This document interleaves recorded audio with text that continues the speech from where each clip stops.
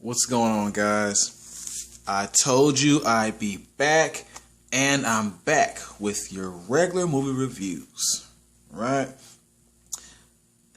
This time around, I recently saw a movie called Becky, starring Lulu Wilson, Kevin James, and Joel McHale.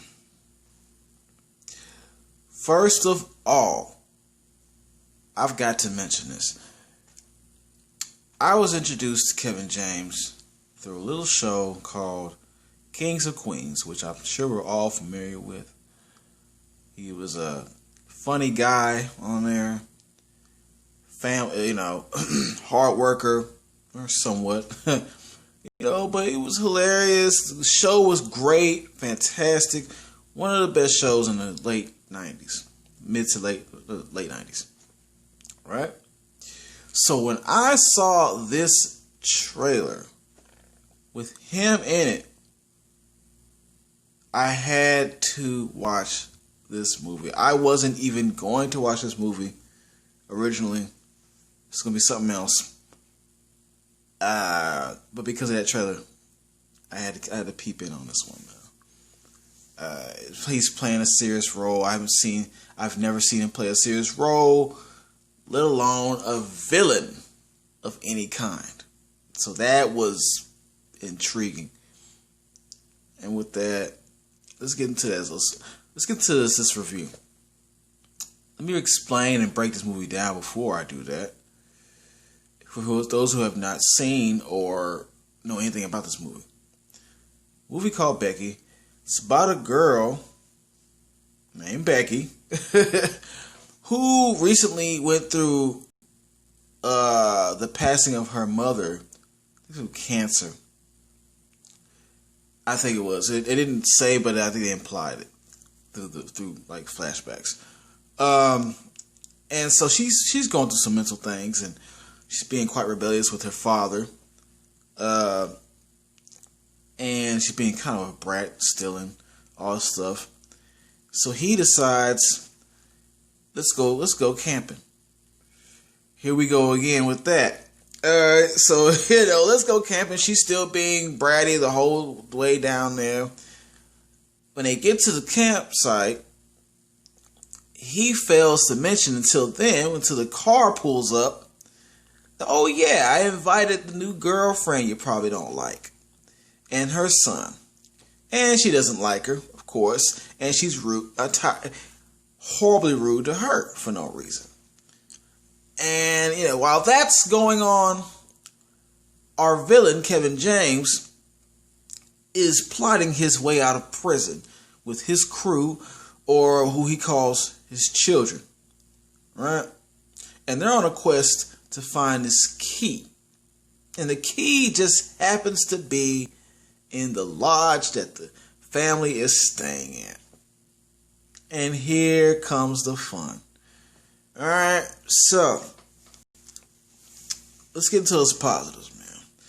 Positives of this movie. This movie was crazy violent. This movie was crazy violent, entertainingly violent. I laughed at scenes. It was because it was so just out of nowhere violent.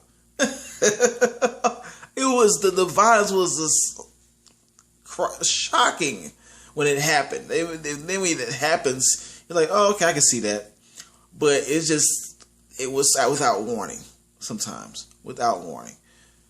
And another thing that I liked about this movie was like I mentioned earlier, Kevin James' acting. I wanted to see if he would hold this role down. He stepped out of his comfort zone, and he did his thing. Now, let me explain. His character was a leader of the Aryan Brotherhood. So they believe in white power, white supremacy, all that.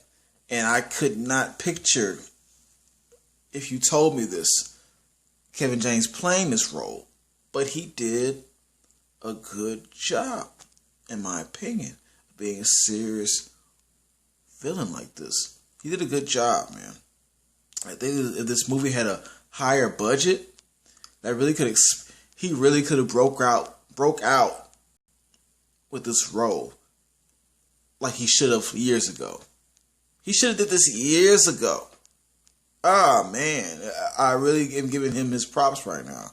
Kevin James, man, you surprised me. That's all I like about that. Because, you know, and the whole white supremacy thing was interesting too.